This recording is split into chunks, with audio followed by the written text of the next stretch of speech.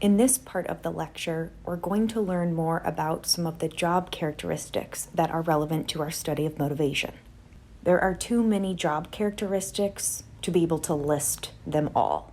A few examples include job complexity, the social environment, and the physical demands of the work. The reason these factors are so important is because they can impact not only motivation, but also mental and physical well-being. Unenriched jobs tend to lead to negative outcomes and tend to be less motivating for the average person. Enriched jobs can have a positive impact on a variety of organizational behaviors. They often provide the opportunity for learning, growth, and development. They can enhance performance and bring out the best of employees. They're also associated with organizational citizenship behaviors and higher job satisfaction. And so, for the average person, enriched jobs tend to be more motivating than unenriched jobs. Many jobs can be enriched by increasing things like job autonomy, the variety of KSAOs that people need or use in order to succeed in a job, and by allowing employees to participate more in decision-making processes. Like with any construct, there are a variety of different measurement tools when it comes to job characteristics. Your textbook mentions the multi-method job design questionnaire, created and edited by some of the biggest names in IO psychology. The items are divided into 4 dimensions. An example of a motivational item is the job provides acknowledgement and recognition from others.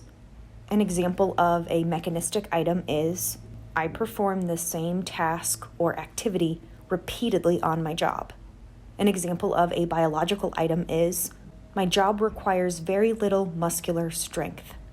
An example of a perceptual motor item is the amount of information I must remember on my job is fairly minimal. Employees would then rate their agreement with each statement using a Likert scale. Again, this is just one of many questionnaires. There are other options available. Job autonomy is one of the most frequently mentioned job characteristics. Several models of job characteristics include job autonomy.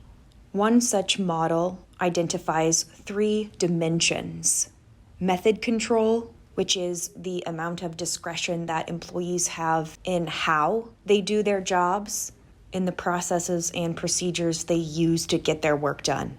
Also, timing control, the amount of discretion they have over when to do their work.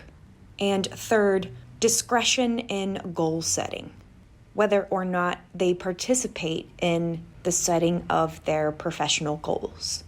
High levels of job autonomy can be a good thing. They can increase motivation under some circumstances.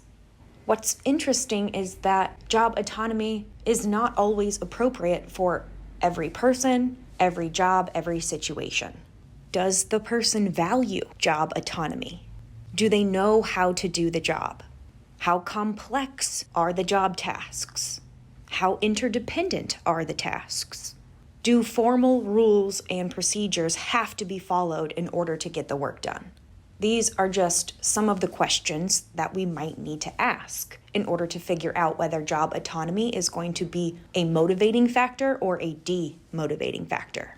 It's important to remember then that job autonomy may not be appropriate for certain situations.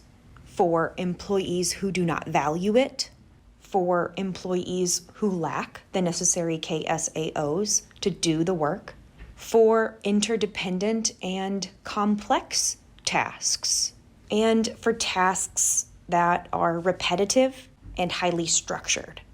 So before we assume that more autonomy will make the situation better, we should pause and consider whether some of these factors are present.